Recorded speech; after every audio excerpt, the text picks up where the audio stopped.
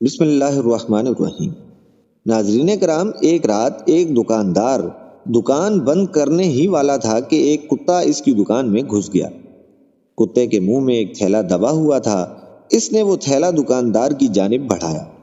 دکاندار سمجھ گیا کہ وہ اسے کیا سمجھانے کی کوشش کر رہا ہے۔ دکاندار نے تھیلا کھولا تو تھیلے میں خریدی جانے والی اشیاء کی فہرست اور رقم موجود تھی۔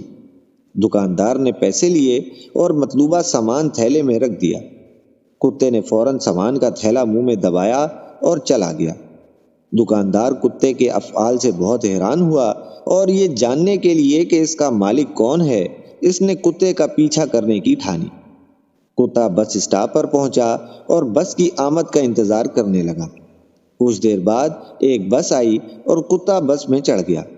جیسے ہی کنڈکٹر نزدیک آیا، وہ اپنی گردن کا پٹا دکھانے کے لیے آگے بڑھا، جس میں کرایہ اور پتہ دونوں ہی موجود تھے۔ کنڈکٹر نے پیسے لیے اور ٹکٹ دوبارہ گلے میں بندھے پٹے میں ڈال دیا۔ جب وہ منزل پر پہنچا تو کتا سامنے کے دروازے کی طرف گیا اور اپنی دم ہلا کر اشارہ کیا کہ وہ نیچے اترنا چاہتا ہے۔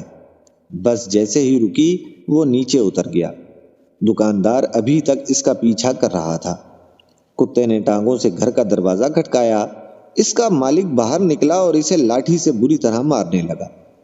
حیران و پریشان ہو کر دکاندار نے اس سے پوچھا کہ تم کتے کو کیوں مار رہے ہو؟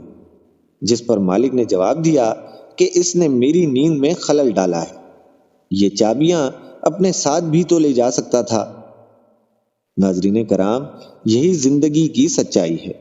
لوگوں کی آپ سے توقعات کی کوئی انتہا نہیں ہوتی۔ جس لمحے آپ غلط ہوتے ہیں، وہ آپ کی غلطیاں گنوانے لگتے ہیں۔ ماضی میں کیے گئے تمام اچھے کام بھول جاتے ہیں۔ ایک ذرا سی غلطی بڑھ کر رائی سے پہاڑ بن جاتی ہے۔ یہی اس مادی دنیا کی فطرت ہے۔